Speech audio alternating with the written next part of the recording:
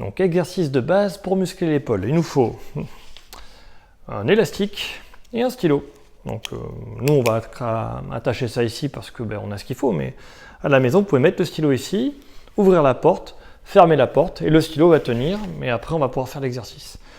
Mais je vais vous montrer. Hein. Donc là j'ouvre ma porte, je ferme ma porte tac rapidement pour pas que le stylo il tombe par terre, que ce soit à peu près à la hauteur de l'épaule.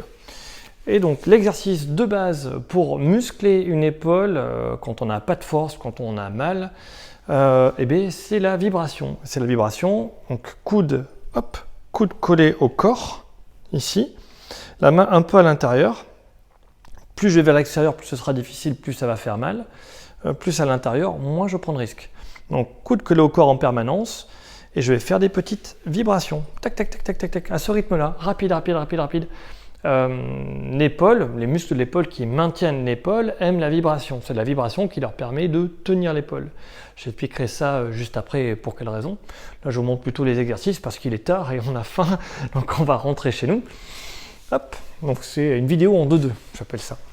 Et pareil, exactement à la même position et de l'autre côté. Vous verrez que en général, c'est beaucoup plus dur. Sur les pathologies d'épaule, les dérangements antéro-supérieurs, c'est-à-dire une atteinte du supraépineux et des muscles derrière qui stabilisent, les infraépineux et les ronds, c'est celui-là qui sera dur. Hein. Il faut faire des petites vibrations. Dès que je sens une chaleur, que les muscles travaillent derrière, là, hop, je change de côté. Ici, j'aurai mal ici, enfin mal, ça va chauffer. Là, c'est plus les gens qui ont fait des luxations. Luxation d'épaule, souvent ça part devant, et c'est ça qui sera un peu difficile. Et je fais les deux. Dans tous les cas, si j'ai un problème d'épaule, je fais les deux et je vibre. Je fatigue, je change de côté. Je fais un petit peu, je fatigue, je change de côté. Plus dur, je me décale, je mets la pression. Plus facile, hop, je reviens. C'est pas très grave, hein, le tout c'est d'y arriver. On peut même faire 100 quand vraiment on n'est pas fort. Voilà un peu cet exercice qui est fait pour renforcer. Alors, qu'est-ce qui se passe?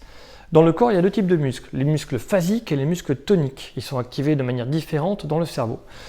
Enfin, par le cerveau.